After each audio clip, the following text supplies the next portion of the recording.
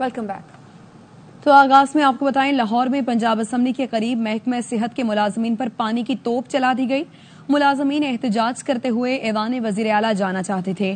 بات کریں گے، حسن حفیظ ہمارے ساتھ موجود ہیں۔ حسن، آگاہ کیجیے۔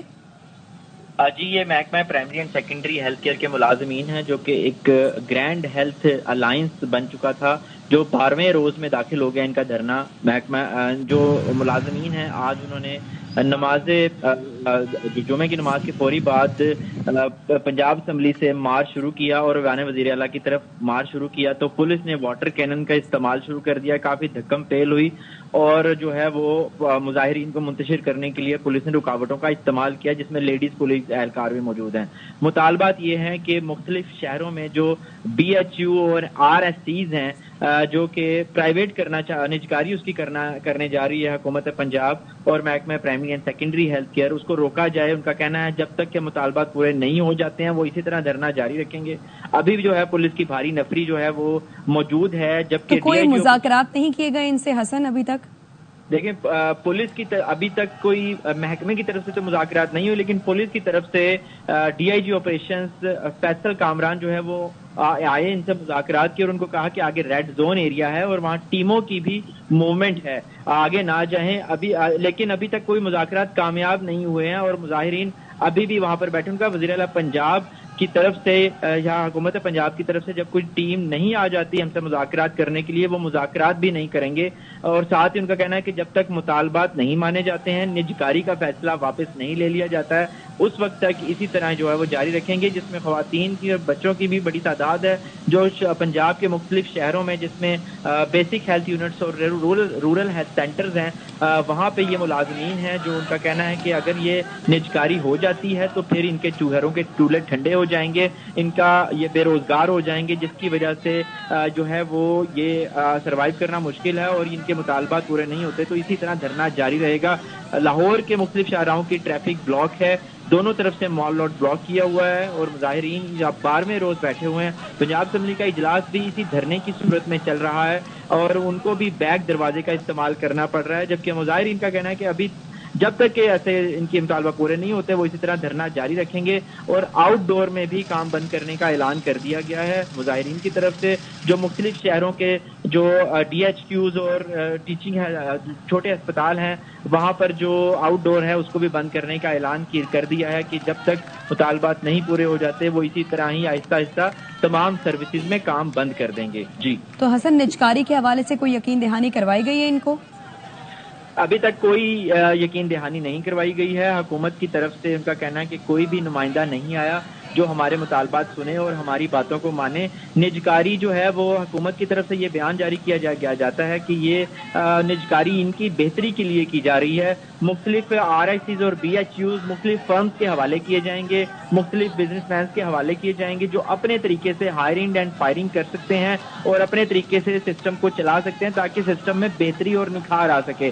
جبکہ ان کا کہنا ہے کہ کسی کو بھی ہائرنگ اینڈ فائرنگ کا اختیار نہیں دینا چاہیے، اگر حکومت کے پاس ہی تمام اختیارات ہونے چاہیے۔ جبکہ حکومت کا یہ کہنا ہے کہ یہ بہت سارے ایسے ملازمین ہیں جو کہ ان سینٹرز میں کام ٹھیک طریقے سے سر انجام نہیں دے رہے ہیں، جس کی وجہ سے ان کو یہ سسٹم کو نجکاری کی طرف لے کر جانا پڑ رہا ہے تاکہ مختلف پرائیویٹ فرمز آئیں اور سسٹم کو سنبھالیں۔ ہم ان کو فنڈنگ کریں گے۔ ان کا کہنا ہے کہ یہ مریضوں کو اسی طرح ہی فری علاج ملے گا، جبکہ ان کا کہنا ہے کہ جب وہ فرمز آ جائیں گی تو سسٹم کو وہ اپنے ٹیک اوور کر لیں گے اور پھر ہمیں نکال دیں گے، ہمارے گھروں کے چولہے ٹھنڈے ہو جائیں گے، جبکہ مریضوں کو وہ پیسے لے کر تمام سہولیات یا سروسز فراہم کریں گے۔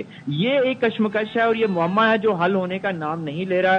محکمہ صحت اپنے موقف کچھ بیان کر رہی ہے، جبکہ ملازمین کہتے ہیں کہ ہم کسی صورت بھی یہ نجکاری نہیں ہونے دیں گے۔ جی ٹھیک، بہت شکریہ آپ کا حسن حفیظ۔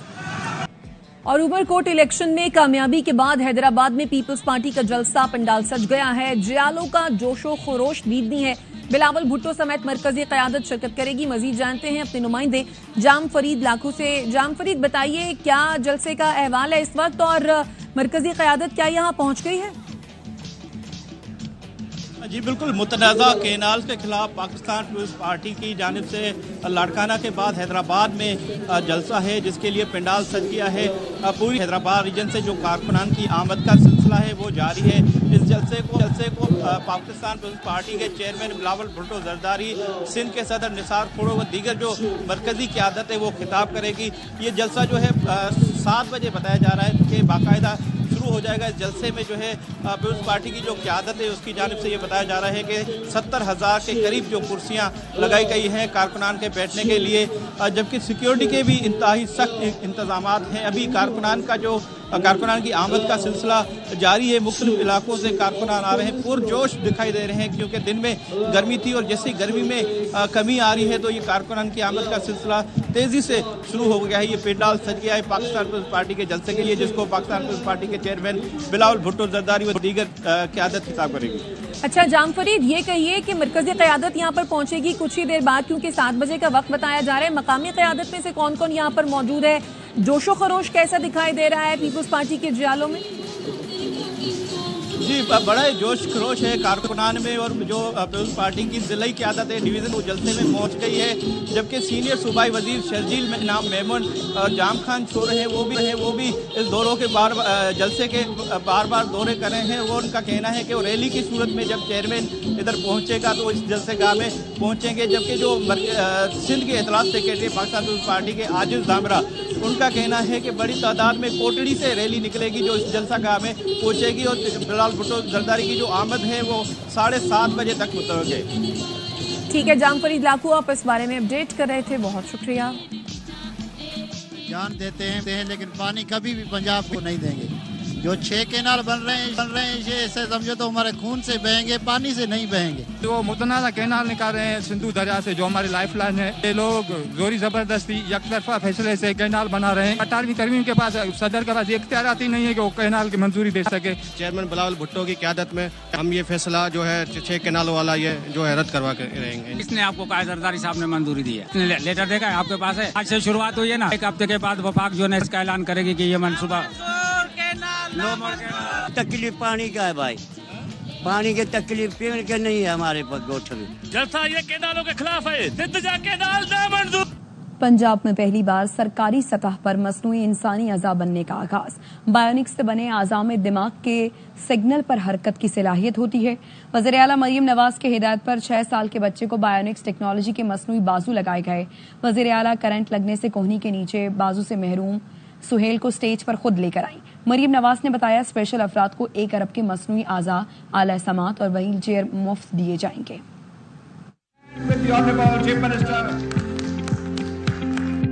ताली बजा के दिखाओ। Very nice. ये बच्चा आपके सामने बैठा है, करंट लगा था इसको जिससे दोनों बाजू इसके सर पे चोट लगी हुई है। तो अब इसको ये प्रोस्थेटिक्स लगे हैं। मुझे हाथ हिला के दिखा रहा है, उसने मुझसे हाथ भी मिलाया। कोहनियों से नीचे इसके लिम्स नहीं है, आर्टिफिशियल ये लगे हैं, तो इससे ये बड़ा खुश होकर मुझे बता रहा था कि मैं अपने बाजू और अपने हाथ हिला सकता हूँ। पाकिस्तान सुपर लीग में होने जा रहा है आज तगड़ा मुकाबला।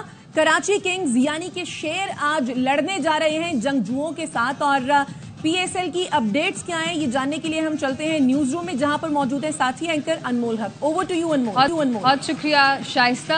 आज बड़ा टाकरा है Karachi Kings versus Quetta Gladiators, और सेटबैक के बाद अब कराची ने कम बैक का इरादा कर लिया है और पूरी टीम ने कमर कस ली है कि ये मैच हमने जीतना है।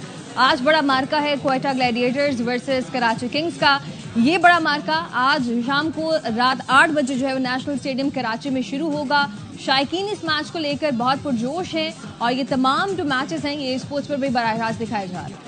पीएसएल को लेकर पाकिस्तान के तमाम खिलाड़ी और बैन अक़वामी खिलाड़ी भी जो है वो पुरजोश नजर आते हैं। नसीम शाह की जानिब से कराची में तकरीब से खिताब करते हुए कहा गया है कि जब परफॉर्म नहीं किया जाता तो ये तनकीद करते हैं सब लोग, और ये पाकिस्तान का कल्चर भी बन चुका है। उनकी जानिब से ये भी कहा गया कि अगर शादी हो जाएगी तब भी खुश ही रहूंगा।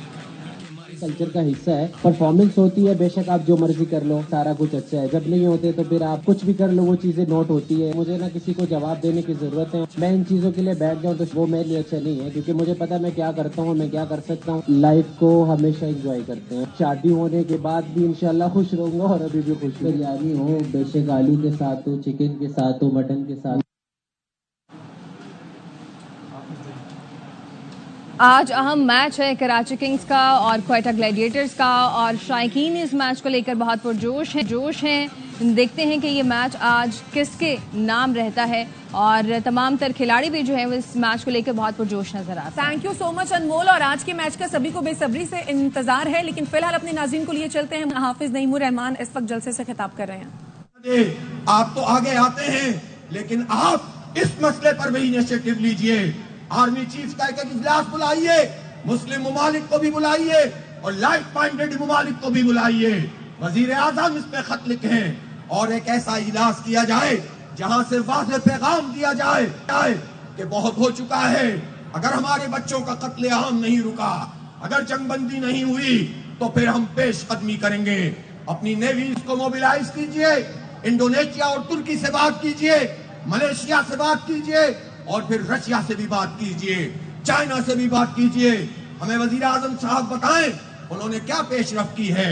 ان سے ہم نے گزشتہ سال بھی کہا تھا کہ ڈپلومیٹس کا ایک وفد بنائیے، پارٹیوں کا ایک وفد بنائیے، قومی کنسنسس بھی پیدا کیجئے، انٹرنیشنل کنسنسس پیدا کیجئے۔ آپ نے اس کام کو نہیں کیا۔ آج اس کام کو کرنے کی ضرورت ہے۔ پوری دنیا میں وفود کو بھیجیں اور فریڈم فلوٹیلا کی سطح پر ایک کانوائے چلنا شروع ہو اور حصار کو توڑنے کی بات کرے۔ اسرائیل ٹھہر نہیں سکے گا، ٹرمپ بھاگ کر آئے گا۔ ابھی وہ جو سب کو بلا رہا ہے خود آ کر بیٹھے گا اور جنگ بندی کروائے گا۔ لیکن آپ طاقت کا تو مظاہرہ کیجئے، آپ حمیت کا تو مظاہرہ کیجئے۔ آپ اگر یہ سمجھتے ہیں کہ پاکستان تو بہت دور آباد ہے، تو آپ اس بات کو اچھی طرح سمجھ لیجئے کہ اسرائیل کا ہدف یہ نیوکلیئر طاقت پاکستان ہے۔ اسرائیل کا ہدف گریٹر اسرائیل بھی ہے، اور وہ پاکستان کو دشمن سمجھتا ہے، کوئی بھی نہیں بچ سکے گا۔ اس لیے یہ باتیں بہت پرانی ہو گئی ہیں۔ آج سے 78 سال پہلے لیاقت علی خان نے بتا دیا تھا، امریکیوں کو بتا دیا تھا کہ پاکستان اسرائیل کو تسلیم نہیں کرے گا۔ نوزائیدہ مملکت تھی، سب کچھ تباہ رہا، آفر کی گئی کہ تمہیں آگے بڑھا دیں گے، تمہیں دولت دے دیں گے، تمہیں ٹیکنالوجی دے دیں گے، بس اسرائیل کو تسلیم کر لو۔ تو لیاقت علی خان نے کہا تھا ہم اپنی روح کا سودا نہیں کرتے۔ یہ جو فلسطین ہے یہ ہمارا دل ہے، یہ ایمان ہے، یہ ہمارا عقیدہ ہے، اس پہ ہم کمپرومائز نہیں کر سکتے۔ اس لیے آپ کی باتوں سے نہیں، اقدامات سے آپ کو جانچا جائے گا۔ اور میں یہ کہنا چاہتا ہوں کہ لوگوں تیاری کرو، ابھی معاملہ ختم نہیں، آج سے معاملہ شروع ہوا ہے۔ بائیکاٹ کی کیمپین کو بھی آگے بڑھائیں گے، اور 26 اپریل کو پاکستان کی تاریخ۔ واپس آئیں گے ایک بریک کے بعد، ہمارے ساتھ رہیے۔ Welcome back.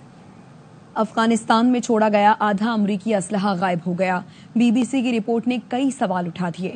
رپورٹ میں کہا گیا طالبان کو 10 لاکھ ہتھیار ملے تھے، ان میں سے 5 لاکھ غائب ہیں۔ طالبان نے سلامتی کونسل کے سامنے اعتراف کیا کہ ہتھیار کھو گئے ہیں۔ بی بی سی نے بتایا یہ ہتھیار دہشت گردوں کو فروخت کیے گئے ہیں۔ افغانستان میں طالبان کی عبوری حکومت نے کمیٹی کو بتایا فوجی ساز و سامان میں سے کم از کم نصف کا حساب نہیں دے سکتے۔ 5 لاکھ سے زائد امریکی ہتھیاروں کا کچھ پتہ نہیں۔ بی بی سی نے رپورٹ میں ذرائع کے حوالے سے بتایا افغانستان میں امریکی ہتھیار دہشت گردوں کو فروخت کرنے کے علاوہ اسمگل بھی کیے گئے۔ کچھ ہتھیار کا پتہ نہیں چلا کہاں گئے۔ رواں سال فروری میں اقوام متحدہ کی رپورٹ میں بتایا گیا تھا کالعدم ٹی ٹی پی اور القاعدہ سمیت دیگر دہشت گرد گروپ بلیک مارکیٹ سے امریکی اسلحہ خرید رہے ہیں۔ بی بی سی کے مطابق امریکی اسلحہ بلیک مارکیٹ میں فروخت ہوا، جن میں M4 اور M16 رائفلز اور دیگر ہتھیار شامل ہیں۔ پی ٹی آئی رہنماؤں کے ساتھ کل کیا ہوا، اپوزیشن لیڈر نے بتا دیا۔ عمر ایوب نے بتایا بانی سے ملاقات کے لیے 3 ماہ سے جا رہے ہیں، کل ناکہ کراس کرنے پر روکا، حلیہ بدل کر دوسرے راستے سے پہنچے، ضمانت کی خلاف ورزی کرتے ہوئے بغیر وارنٹ گرفتار کیا، وین میں گھماتے رہے، موٹر وے پر گاڑیوں کے پاس اتار دیا۔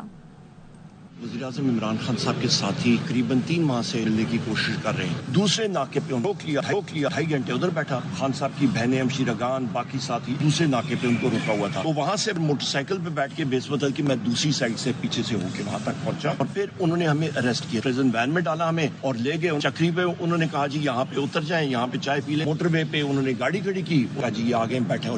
بانی کی چوری پکڑی گئی، سیاسی قیدی نہیں مجرم ہیں۔ احسن اقبال کہتے ہیں 2018 کا سانحہ 71 کے سانحے جتنا بڑا تھا. نواز شریف کو نااہل قرار دینے والوں کا بھی محاسبہ ہونا چاہیے. پی ٹی آئی والوں کو چاہیے حق میں جلوس نکالنے کے بجائے اپنے لیڈر کا گریبان پکڑیں. 2018 کا جو سانحہ تھا یہ اتنا ہی بڑا سانحہ تھا جتنا سانحہ 1971 کا. اور وہ لوگ جنہوں نے یہ کیا ان کی اکاؤنٹیبلٹی ہو رہی ہے. عدلیہ کو بھی ان کو اکاؤنٹیبل کرنا چاہیے جنہوں نے نواز شریف صاحب کو نااہل کیا تھا اور پاکستان میں ایک ایسی قیادت کو مسلط کیا جسے صادق اور امین کہا. حقیقت یہ پتہ چلی کہ اس نے تو 190 ملین پاؤنڈ کا ڈاکہ ڈالا. ہم سب کو چور ڈاکو کہتے تھے. اب محاسبہ ان کا بھی ہو رہا ہے. عمران خان سیاسی قیدی نہیں ہے, وہ ایک مجرم ہے. اور میں پی ٹی آئی والوں سے بھی کہتا ہوں اس کی رہائی کے لیے جلوس نہ نکالے, اپنے لیڈر کا محاسبہ کرے کہ ہمیں بیوقوف کیوں بنایا. واپس آئیں گے اس بریک کے بعد, ساتھ رہیے. Welcome back. خبر دیں گے آپ کو کوہاٹ سے نواحی علاقے میں 2 گروپوں میں جھگڑا ہوا, 5 افراد جاں بحق ہو گئے ہیں. تفصیلات کیا ہیں عنایت اورکزئی سے جانتے ہیں. اپڈیٹ کیجیے عنایت. جی, یہ کوہاٹ کی تحصیل لاچی انڈس ہائی وے پہ واقع ہے. وہاں پر علاقہ ہے ورشن. وہاں پر مبینہ طور پر بتایا جاتا ہے کہ جائیداد کی تنازع پر 2 فریقین کی مابین فائرنگ کا تبادلہ ہوا, جس میں 2 خواتین سمیت 5 افراد ہلاک ہوئے ہیں اور 1 خاتون سمیت 3 افراد زخمی ہوئے ہیں. تو عنایت, کیا یہ رشتہ دار تھے آپس میں؟ جی, یہ رشتہ دار نہیں تھی, یہ آپس میں گاؤں والے تھے اور جائیداد پہ کافی عرصے ان کا تنازع چل رہا تھا. اور آج دونوں گروپ متحارب تھے اور ایک دوسرے کو دیکھی فائرنگ شروع کر دی دونوں گروپوں نے ایک دوسرے پر. جی, بہت شکریہ عنایت اللہ اورکزئی. سندھ کے نوجوانوں کے لیے امریکہ میں 1 لاکھ نوکریاں. گورنر کامران ٹیسوری کا بڑا اعلان. کہتے ہیں امریکی کمپنی سے معاہدہ ہو گیا. گورنر ہاؤس میں آئی ٹی تعلیم پڑھنے والے 1 لاکھ نوجوانوں کو نوکریاں دی جائیں گی. امریکہ جانے کا سارا خرچہ بھی کمپنی ادا کرے گی.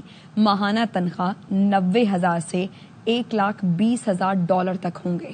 ایک ہفتہ پہلے اسلام آباد میں امریکہ سے آئی ہوئی شخصیت مبشر قاضی صاحب, سائبر رینج سولوشن کے نام سے ان کی کمپنی ہے, انہوں نے ایک ایم او یو تو اسلام آباد میں سائن کیے اور دوسرا M O U governor Sindh I T initiative کے تحت سائن کیے.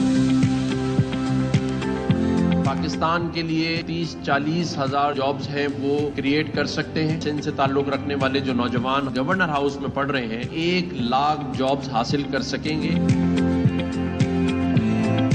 جس ڈپارٹمنٹ میں نوکری ہوگی اس ڈپارٹمنٹ کا اے آئی کا کورس ہے وہ یہ کمپنی ہمیں مفت دے رہی ہے. 6 مہینے کا یہ کورس کروائیں گے. اگلے ہفتے سے ہمارا وہ کورس شروع ہونے جا رہا ہے. اس کے بعد اس کا ایک ٹیسٹ ہوگا اور اگر وہ ٹیسٹ پاس کر کے وہ سرٹیفکیشن حاصل کر لیتا ہے تو وہ ایلیجیبل ہو جائے گا جاب کے لیے. 90,000 سے $1,30,000 کی سیلری ہوگی. تمام معاملات امریکہ تک لے کے جانے کے اور جاب دلانے کے یہ کمپنی کرے گی.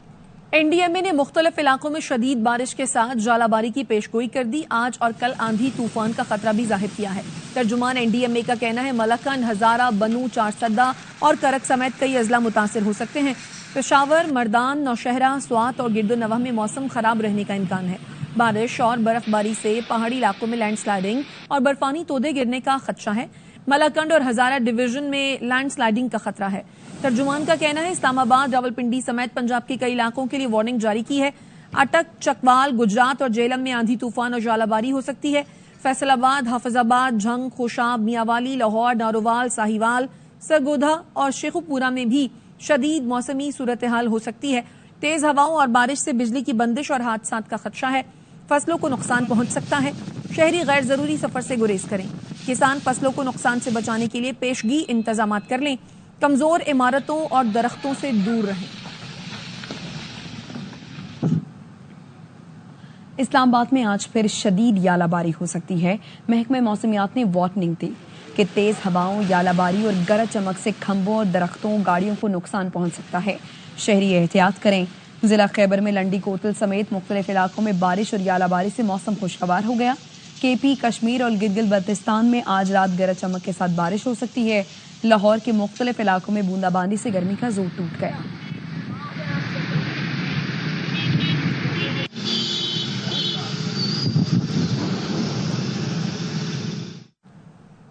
پشاور میں گرمی بڑھی تو گوند کتیرے کا شربت پینے والوں کا رش بھی بڑھ گیا. شربت بنانے والے بابا 37 سال سے حکیمی شاہی شربت سے لوگوں کی گرمی دور کر رہے ہیں. مدیحہ سنبل کی رپورٹ. گرمی کی شدت میں اضافہ ہوتے ہی پشاور میں گوند کتیرا کے حکیمی شربت کی ڈیمانڈ بڑھ گئی ہے. گوند کتیرا کو حکیمی شاہی شربت اس کے افادیت بھرے اجزاء کی وجہ سے کہا جاتا ہے. کاجو، بادام، پستہ، اخروٹ، میوہ، گاجر، کدو، آملہ، اسپغول، تخم ملنگا، تل، خشک سیب ڈالے جاتے ہیں. خون صاف کرتی ہے، نیا خون پیدا کرتی ہے، بلڈ پریشر کو لو کرتی ہے، جگر کو تازہ رکھتی ہے. یعنی اللہ تعالیٰ نے اس میں سب کچھ بڑے فائدے ڈالے ہوئے. یہ گوند کتیرا جو ہے جگر کو ٹھنڈا کرتا ہے، بدن کو بھی ٹھنڈا کرتا ہے، دماغ کو ٹھنڈا رکھتا ہے، اور گرمیوں میں یہ بہت بہترین کام کرتا ہے. بہت زیادہ گرمی کی شدت سے گزارا ہو جاتے ہیں. اندر کی جو بڑھاس جو ہے، تپش جو ہے وہ ختم کر دیتی ہے اور وجود کو بہت فائدہ ملتا ہے اس سے. 100 روپے میں صحت بخش اجزاء سے بھرپور گوند کتیرا کا شربت گرمیوں میں کسی نعمت سے کم نہیں. کیمرامین ارسلان جنید کے ساتھ مدیحہ سنبل، ARY نیوز، پشاور. بھارتی ٹیم سہ ملکی بابا گرو نانک انٹرنیشنل کبڈی کپ سے باہر ہو گئی. کپ آفیشلز نے انڈین ٹائیگرز کے ٹیکنیکل بنیاد پر فائنل سے باہر ہونے کا اعلان کیا. آفیشلز کا کہنا ہے کپ کا فائنل پاکستانی گرلز اور لائنز آف تبریز ایران کے درمیان کھیلا جائے گا. بھارتی کپتان جرمنجیت سنگھ کہتے ہیں فائنل سے باہر ہونے کا افسوس ہے. مقابلوں کے دوران شائقین کی حوصلہ افزائی سے بہت خوش ہیں. اگلی بار مضبوط ٹیم لے کر آئیں گے.